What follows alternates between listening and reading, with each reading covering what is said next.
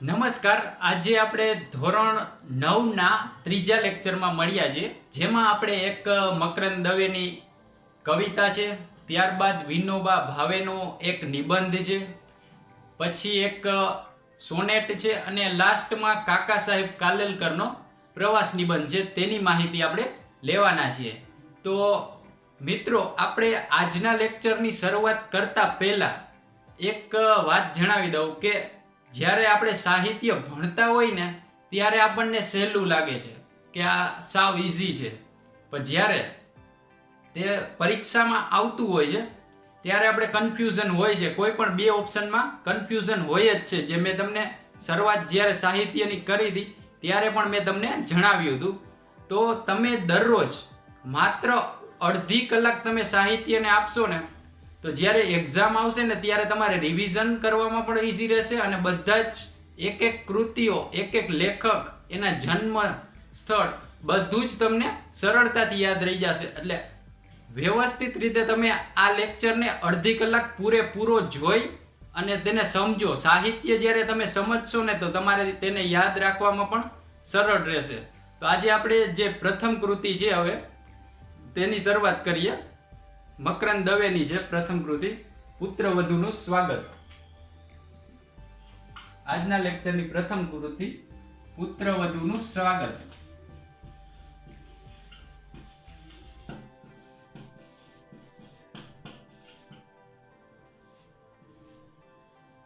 એના કવિ છે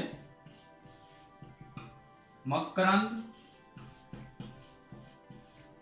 વજેશંકર દવે, જેનું ઉપનામ સાંઈ તરીકે ઓળખાય છે. તેનો જન્મ ગોંડલ,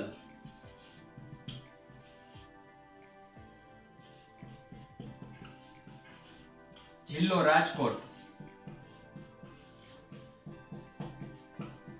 હવે આપણે ગુજરાતી સાહિત્યમાં તમે જોયું હશે કે દીકરી વિશે ઘણા બધા કવિતાઓ, લેખો અને એના નિબંધો ને એ બધું લખાયેલું હશે. પણ જ્યારે પુત્રવધુ, એ જ દીકરી પરણીને સાસરે જઈને પુત્રવધુ કહેવાય છે, ત્યારે એના વિશે બહુ ઓછું જોવા મળે છે સાહિત્ય જોવા. તો આપણે અહીં જે મકરંદ દવેએ પુત્રવધુનું સ્વાગત એના સંબંધિત એક કવિતા લખી છે, એની પંક્તિની પણ હવે માહિતી લઈ લઈએ.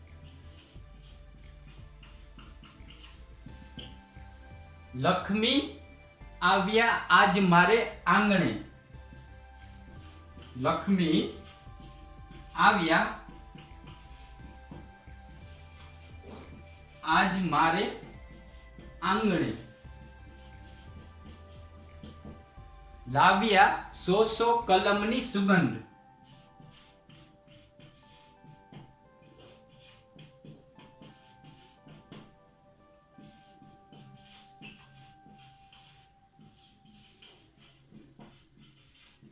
લાવ્યા 100 કલમની સુગંધ, ઓછવ આજ મારે આંગણે. હવે અહીં જુઓ કે આપણે પ્રથમ કૃતિ આજના લેક્ચરની જોઈએ. તેમાં પુત્રવધુનું સ્વાગત, જેના કવિ મકરંદ વજેશંકર દવે, તેનું ઉપનામ સાંઈ, તેનો જન્મ ગોંડલ, જિલ્લો રાજકોટ. હવે એમાં પંક્તિ પણ આપણે એની જોઈ લીધું કે લક્ષ્મી આવ્યા મારા આજ આંગણે, લાવ્યા 100 કલમની સુગંધ, ઓછવ આજ મારે આંગણે.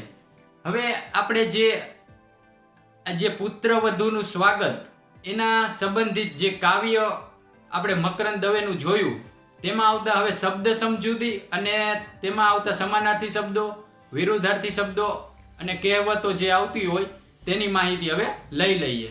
હવે આપણે જે પ્રથમ કૃતિ આજના લેક્ચરમાં જોઈ કે પુત્રવધુનું સ્વાગત, જેના કવિ મકરંદ દવે, તેમાં આવતા સમાનાર્થી શબ્દો, વિરુદ્ધાર્થી શબ્દો, તળપદા શબ્દો અને એક રૂઢિપ્રયોગ આપેલો છે, તેની માહિતી હવે લઈ લઈએ.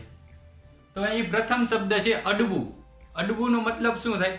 શોભા રહિત અથવા તો શોભા વિનાનું, એને કહેવાય અડવું. શોભા રહિત અથવા તો શોભા વિનાનું. અડવું એટલે શોભા રહિત.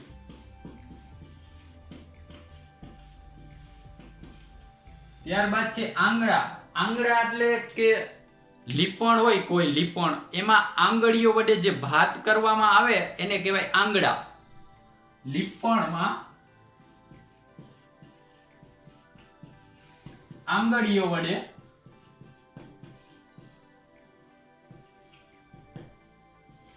કરાતી ભાત એને કહેશું આંગળા. ત્યારબાદ છે પરસ. પરસ શબ્દનો અર્થ થાય સ્પર્શ, કોઈ પણ વસ્તુને ટચ કરવી. એને અહીં કવિતામાં વપરાયેલો શબ્દ છે પરસ. પરસ એટલે સ્પર્શ. સ્પર્શ. ત્યારબાદ છે ટોડલો. ટોડલો એટલે જે આપણો દરવાજો બારણું હોય તેનું બારશાક હોય એનો ઉપરના ભાગનો જે વધારાનો જે ભાગ હોય એને કહેવાય ટોડલો. બારશાકના ઉપરના ભાગનો વધારાનો ભાગ એને કહેશું ટોડલો. ત્યારબાદ છે છતર. છતર એટલે છત્ર. છત્ર છાયા આપણે ઘણીવાર બોલતા હોય એને કહેવાય છતર. છતર એટલે છત્ર. ત્યારબાદ છે ઉજાડવું. ઉજાડવું એટલે શોભાવવું. ઉજાડવાનો સમાનાર્થી શબ્દ થાય ઉજાડવું. ઉજાડવું કરવું અથવા તો તેને શોભાવવું એને કહેવાય ઉજાડવું. ઉજાડવાનો મતલબ થાય શોભાવવું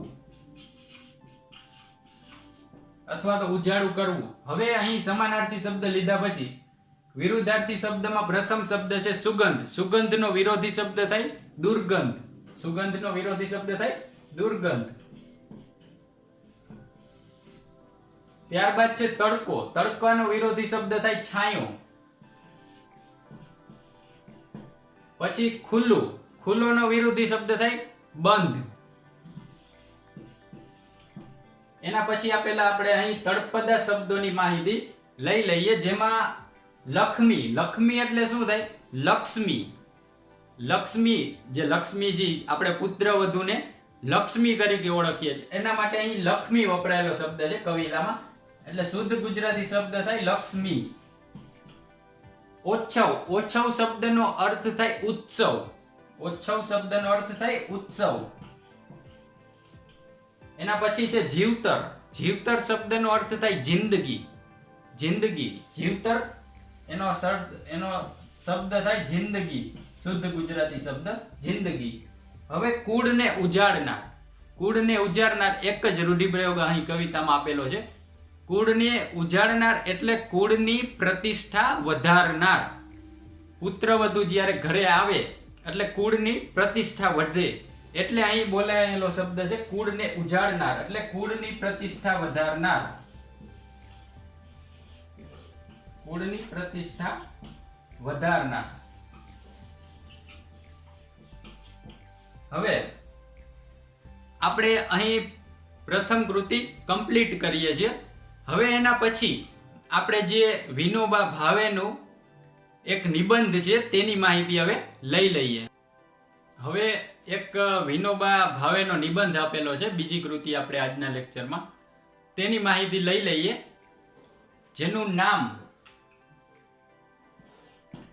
ભારતીય સંસ્કૃતિની સિદ્ધિ. ભારતીય સંસ્કૃતિની સિદ્ધિ અને એક નિબંધ છે.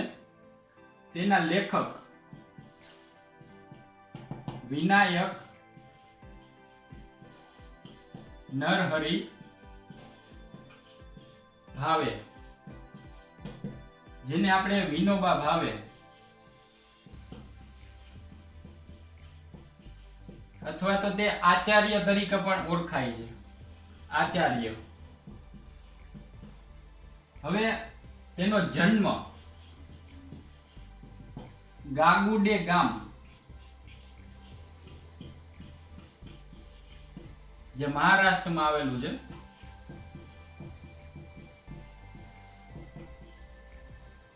હવે ભારતીય સંસ્કૃતિની સિદ્ધિ એક નિબંધ છે જે વિનાયક નરહરી ભાવે, જેને આપણે વિનોબા ભાવે અથવા તો આચાર્ય તરીકે ઓળખીએ છીએ, જેને ભૂદાન યજ્ઞમાં પણ સારું એવું યોગદાન આપેલું. હવે આપણે આ વિનોબા ભાવેની જે ભારતીય સંસ્કૃતિની સિદ્ધિ આ નિબંધ છે, તેમાં એને વિકૃતિ, પ્રકૃતિ અને સંસ્કૃતિ આ રસપ્રદ રીતે સમજાવેલા છે અને તેના ઉદાહરણ આપીને સમજાવેલા છે કે વિકૃતિ કોને કહેવાય, કોને પ્રકૃતિ કહેવાય અને કોને સંસ્કૃતિ કહેવાય. એક ઉદાહરણ હું તમને અહીં દર્શાવું છું કે જ્યારે આપણને ભૂખ લાગે છે એ આપણી પ્રકૃતિ છે, ભૂખ લાગવી એ આપણી પ્રકૃતિ છે, પણ આપણને ભૂખ લાગી નથી છતાંય આપણે ખાવું અથવા તો ન ખાવું એને આપણે કહેશું આપણી વિકૃતિ. જ્યારે આપણને ભૂખ લાગી છે છતાં પણ આપણે નથી ખાતા, ઉપવાસ રાખીએ છીએ, એ આપણી સંસ્કૃતિ છે. એ આ જે પાઠ આપવામાં આવેલો છે કે ભારતીય સંસ્કૃતિની સિદ્ધિ, એમાં આ ઉદાહરણ આપવામાં આવેલું છે.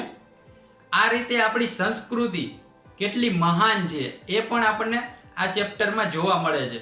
હવે આપણે આ પ્રકૃતિ, વિકૃતિ અને સંસ્કૃતિ એમાં નરહરી ભાવે એટલે કે વિનોબા ભાવે આપણને એમ કહે છે કે વિકૃતિનો ત્યાગ કરી પ્રકૃતિને સંસ્કૃતિ સાથે જોડવાનું આ પાઠમાં કહેવામાં આવેલું છે.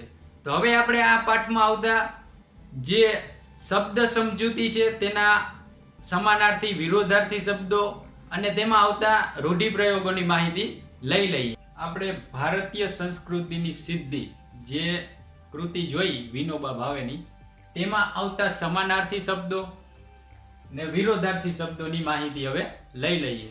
જેમાં પ્રથમ શબ્દ છે વર્જ્ય. વર્જ્ય એટલે ત્યજવા યોગ્ય, જેનો ત્યાગ કરવા હોય એવું, ત્યજવા યોગ્ય એને કહેશું વર્જ્ય. ક્ષીણ, એના પછીનો શબ્દ છે ક્ષીણ એટલે કે ઘસાતું અથવા તો નબળું. ક્ષીણ એટલે નબળું અથવા તો ઘસાયેલું. અંકરાત્યુ, અંકરાત્યુ એટલે કે ધરાય નહીં તેવું, ધરાય નહીં તેવું, જે ગમે તેટલું ખાય પણ એ ધરાય જ નહીં એને કહેવાય અંકાત્રયુ. હવે એના પછી છે સાવધ. સાવધ શબ્દનો અર્થ થાય જાગ્રત, સજાગ, એને કહેશું સાવધ. નિષ્કર્ષ, એના પછીનો શબ્દ છે નિષ્કર્ષ. નિષ્કર્ષનો અર્થ થાય સાર, કોઈ પણ નિષ્કર્ષ ઉપર ઉતરવું, એને કહેવાય છે અદ્વિતીય. અદ્વિતીય એટલે અજોડ, જે બીજે ક્યાંય જોવા ન મળે એને કહેશું અદ્વિતીય, અજોડ. ત્યારબાદ અહીં અસ્ખલિત. અસ્ખલિત એટલે સતત, એમાં કોઈ પણ બ્રેક ન આવે એને કહેવાય અસ્ખલિત એટલે કે સતત. ત્યારબાદનો શબ્દ છે શાશ્વત. શાશ્વત એટલે હંમેશા રહે જ, નિત્ય રહે, એને કહેવાય શાશ્વત. શાશ્વત એટલે નિત્ય. ત્યારબાદ ચવડ. ચવડ એટલે તૂટે નહીં તેવું. ચવડ શબ્દનો અર્થ થાય તૂટે નહીં એવું.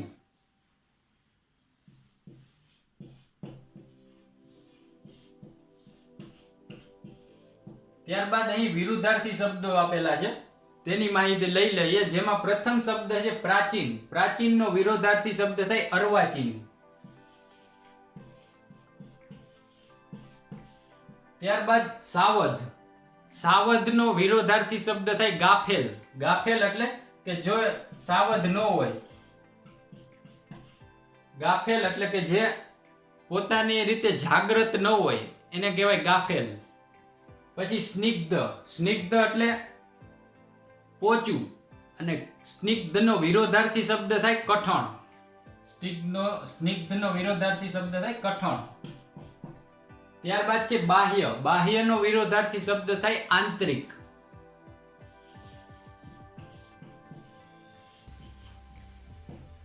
એના પછી છે આધ્યાત્મિક. આધ્યાત્મિકનો વિરોધાર્થી સાંસારિક. શું થશે? સાંસારિક. પછી છે અભિમાન. અભિમાનનો વિરોધી નિરભિમાની. નિરાભિમાની. એના પછી છે શાશ્વત. શાશ્વતનો વિરોધી નાશવંત. જે નાશ પામે એવું હોય તેને કહેશું નાશવંત. શાશ્વતનો વિરોધી નાશવંત. હવે આપણે જે અહીં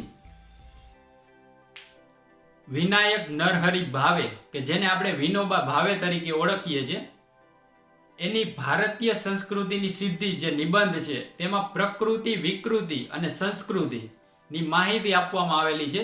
તેની આપણે બધી જ માહિતી, તેમાં આવતા સમાનાર્થી શબ્દો, વિરોધી શબ્દો અહીં કમ્પ્લીટ થાય છે. હવે નેક્સ્ટ કૃતિની આપણે માહિતી લઈ લઈએ. હવે આપણે ત્રીજી કૃતિ જોઈએ, તે અહીં આપેલી છે, જેનું નામ છે મરજીવિયા. મરજીવિયા શબ્દ કોના માટે વપરાય છે એ પહેલા જણાવી દઉં કે જે લોકો દરિયામાં ઊંડે ઊંડે જઈ ને મોતી કાઢી ને લાવે છે એના માટે વપરાતો શબ્દ છે મરજીવિયા. એટલે કે મૃત્યુને હાથમાં લઈ અને પોતે જે સમુદ્રના ઊંડાઈમાં જઈને જે મોતી લાવે છે રિસ્ક લઈને, એને મરજીવિયા કીધેલા છે. હવે આ મરજીવિયા કાવ્ય છે એનો પ્રકાર છે સોનેટ. મરજીવિયા કાવ્ય પ્રકાર સોનેટ છે. સોનેટ કોને કહેશું? કે જે 14 પંક્તિનું. સોનેટ કોને કહેશું? કે જે 14 પંક્તિનું. ખાસ યાદ રાખજો, હજી કાવ્યના બીજા ઘણા પ્રકાર આવશે, તેમાં પણ આપણે માહિતી લેશું, પણ એમાં પંક્તિ અને અક્ષર એ બે વચ્ચે ઘણો મોટો ડિફરન્સ છે. એટલે એ ખાસ ધ્યાન રાખજો કે અહીં 14 પંક્તિનું છંદમાં લખાયેલું કાવ્ય.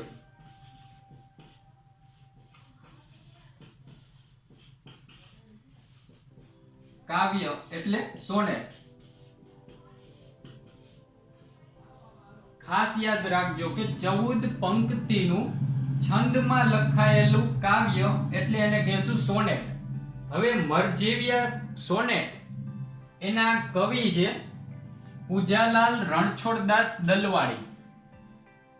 મરજીવિયા જે સોનેટ છે એના લેખક કવિ પૂજાલાલ રણછોડદાસ દલવાડી. તેનો જન્મ નાપા ગામ જે આણંદ જિલ્લામાં આવેલું છે. અહીં સોનેટની એક પંક્તિનો એક ભાગ છે એ આપેલો છે કાવ્યનો, જેમાં સમુદ્ર ભણી ઉપડ્યા કમરને કસી રંગથી. સમુદ્ર ભણી ઉપડ્યા કમરને કસી રંગથી, અંટક મરજીવિયા ડગ ભરત ઉત્સાહના, પ્રદીપ્ત નયનો અથાગ બળ ઉભરે અંગથી, મહારાવ તણી દિશા પર ઠરી બધી ચાહના.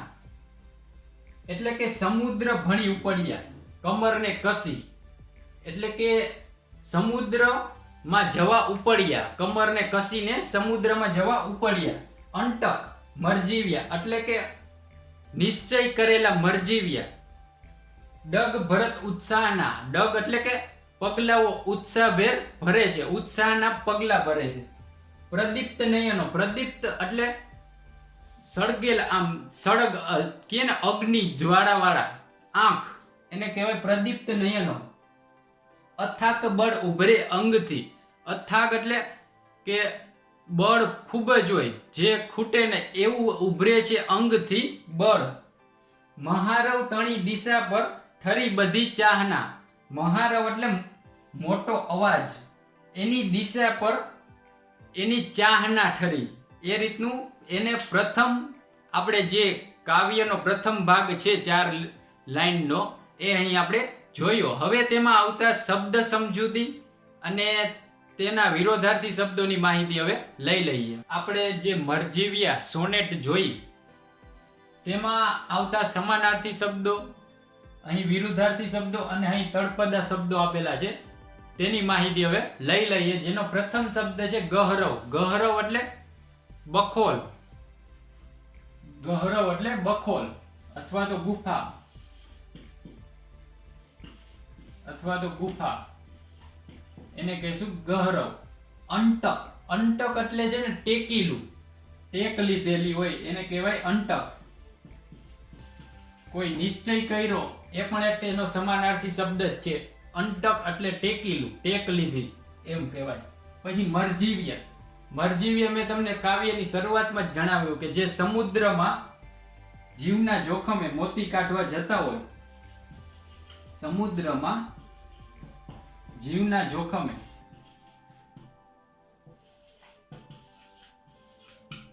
મોતી કાઢનાર એને કહેશું મરજીવ્ય. પ્રદીપ્ત. પ્રદીપ્ત શબ્દનો અર્થ થાય સળગેલું. પ્રદીપ્ત એટલે સળગેલું. એના પછીનો શબ્દ છે અથાગ. અથાગ એટલે પાર વિનાનું. અથાગ શબ્દનો અર્થ થાય પાર વિનાનું. ત્યારબાદ છે સજલ નેત્ર. સજલ નેત્ર એટલે આંસુ ભરેલી આંખોથી. સજલ, સજલ એટલે આંસુ ભરેલી આંખોથી. આંસુ ભરેલી આંખો એને કહીશું સજલ નેત્ર. ત્યારબાદ છે અફાટ. અફાટ એટલે ખૂબ જ વિશાળ.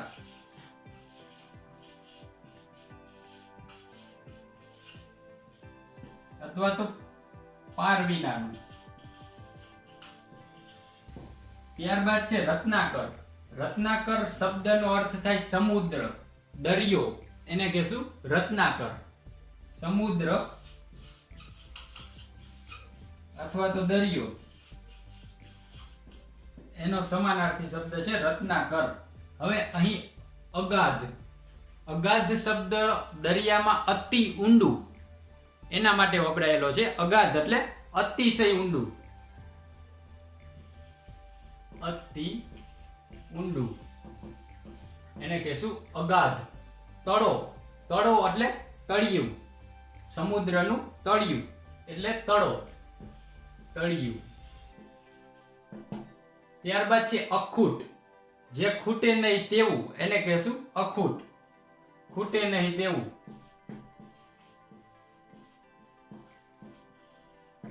ત્યારબાદ છે વારવું. વારવું એટલે અટકાવવું. વારવું શબ્દનો અર્થ થાય અટકાવવું.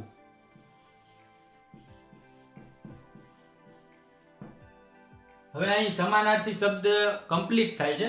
ત્યારબાદ અહીં વિરોધાર્થી શબ્દ આપેલા છે. જેનો ઉત્સાહ પ્રથમ શબ્દ છે, એનો વિરોધી શબ્દ થાય નિરુત્સાહ. ત્યારબાદ છે વિકરાળ. વિકરાળનો વિરોધી અર્થ થાય સુંદર. એના પછી છે તમોમય.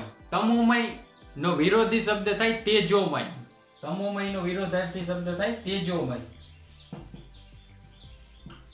ત્યારબાદ અહીં આપણે તળપદા શબ્દો આપેલા છે તેની માહિતી લઈ લઈએ. જેમનો પ્રથમ શબ્દ છે વૃથા. વૃથા એટલે નકામું. વૃથા એટલે નકામું. કીધ. કીધ શબ્દ નો શુદ્ધ ગુજરાતી શબ્દ થાય કીધું.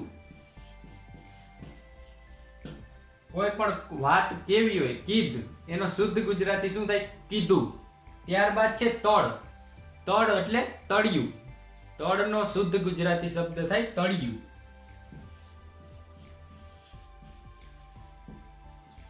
હવે અહીં આપણે મરજીવ્ય કૃતિ જે પૂજાલાલ દલવાડીની હતી તેમાં આવતા સમાનાર્થી શબ્દો સોનેટ કોને કહેવાય તેની પણ આપણે માહિતી લીધી. અને હવે આપણે નેક્સ્ટ એક કાકા સાહેબ કાલેલકરનો પ્રવાસ નિબંધ છે તેની માહિતી આપણે લઈ લઈએ. હવે કાકા સાહેબ કાલેલકરની કૃતિ છે સખી માર્કંડી, જે પ્રવાસ નિબંધ છે તેની માહિતી લઈ લઈએ. સખી માર્કંડી.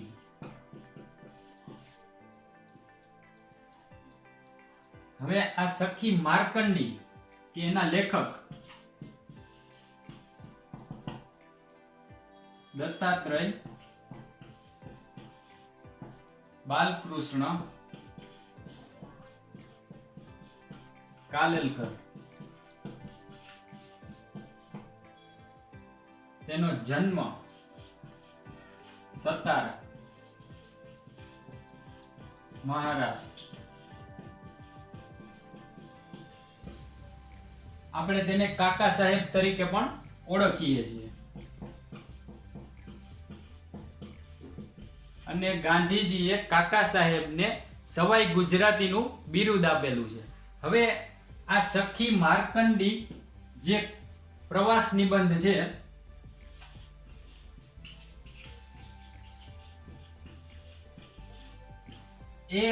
એનું એક પુસ્તક છે લોકમાતા, જે નદીઓના સંબંધિત જે નદીઓ છે તેને સંબંધિત એમાં લખવામાં આવેલું છે. એ લોકમાતા પુસ્તકમાંથી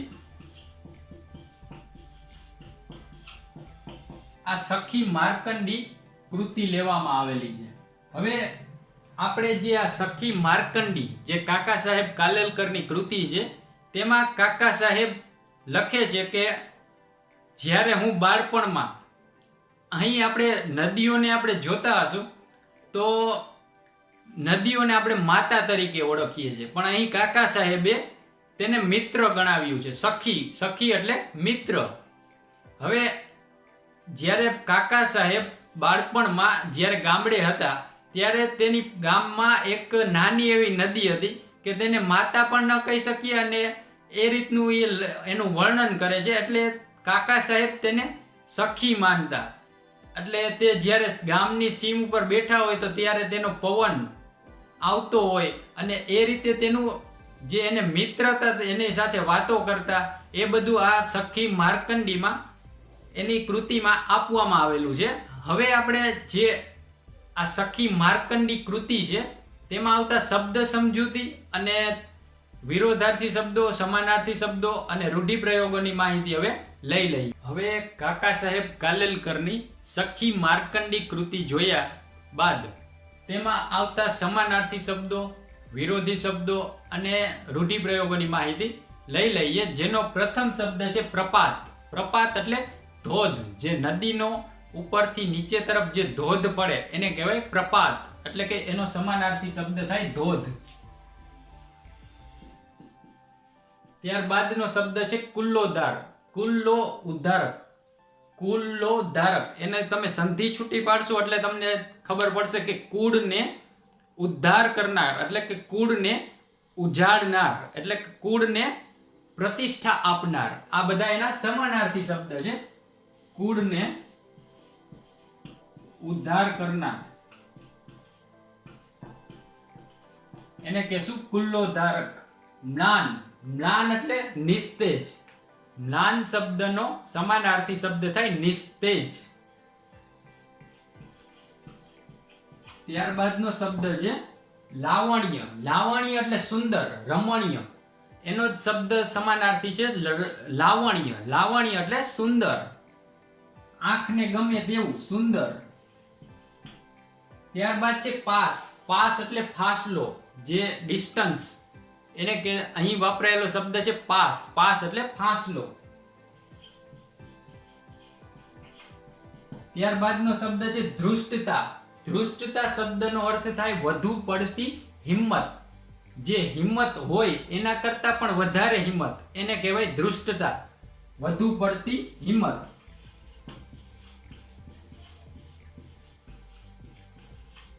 હવે અહીં વિરોધી શબ્દ આપેલા છે તેની પણ માહિતી લઈ લઈએ. જેનો પ્રથમ શબ્દ છે સાધારણ.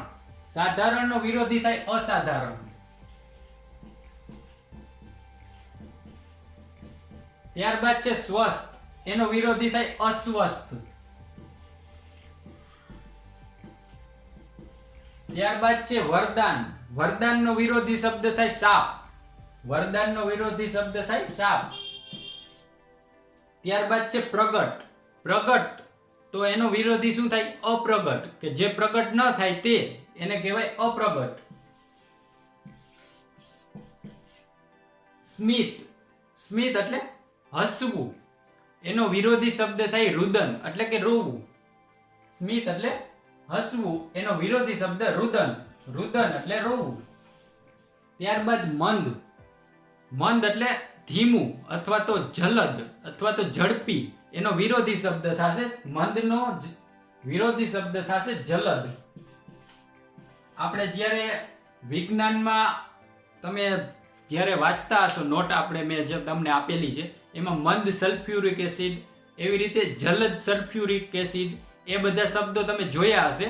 એ જ રીતે અહીં પણ મંદ એટલે ધીમું અને જલદ એટલે જે ખૂબ જ તીક્ષ્ણ અથવા તો એને તેજ હોય એને જલદ કહેવાય. ત્યારબાદ અહીં એક રૂઢિપ્રયોગ આપેલો છે, એક જ રૂઢિપ્રયોગ છે આકૃતિમાં કે આયુધારા વહેવી. આયુધારા વહેવી એનો અર્થ થાય જીવન પસાર કરવું અથવા તો જીવન જીવવું. જીવન જીવવું અથવા તો જીવન પસાર કરવું એને કહેવાય આયુધારા વહેવી. હવે આપણે અહીં ધોરણ 9માં ત્રીજા લેક્ચરમાં 4 કૃતિઓ કમ્પ્લીટ કરી. એટલે ટોટલ આપણે પ્રથમ લેક્ચરમાં 4, ત્યારબાદ એના પછી 4 અને આજના લેક્ચરમાં પણ 4, એટલે ટોટલ 12 કૃતિઓ આપણે અહીં કમ્પ્લીટ કરી લીધી છે. હવે નેક્સ્ટ લેક્ચરમાં અન્ય 4 કૃતિઓની પણ આપણે માહિતી લેશું. તો મિત્રો લાઈક, શેર, કમેન્ટ કરીને જણાવજો કે હજી તમારે વધારે શું શું માહિતી જોઈ છે, સાહિત્યમાં તમારે શું વધારે કરવું છે, એ બધી માહિતી અમને કમેન્ટ કરીને જણાવજો. અને વધારે કયા વિષયમાં તમારે તકલીફ પડે છે એ પણ તમે જણાવજો. ત્યારબાદ આપણે જે સાહિત્યનો લેક્ચર આપણે જે ટોપિક પૂરો થશે ત્યારબાદ આપણે ઇંગ્લિશ ગ્રામર પણ લેવાના છીએ કે જે તમને યાદ રાખો છો શોર્ટકટ કી, પણ જ્યારે પરીક્ષામાં આવે છે ત્યારે કન્ફ્યુઝન થાય છે. એ પણ કન્ફ્યુઝન તમારો બેઝ ક્લિયર કરીને આપણે વ્યવસ્થિત સમજી લેશું. અને હવે નેક્સ્ટ લેક્ચરમાં આપણે ગુજરાતીના અન્ય જે ધોરણ 9માં આવતા કૃતિઓની છે એ માહિતી લેશું. જય હિન્દ.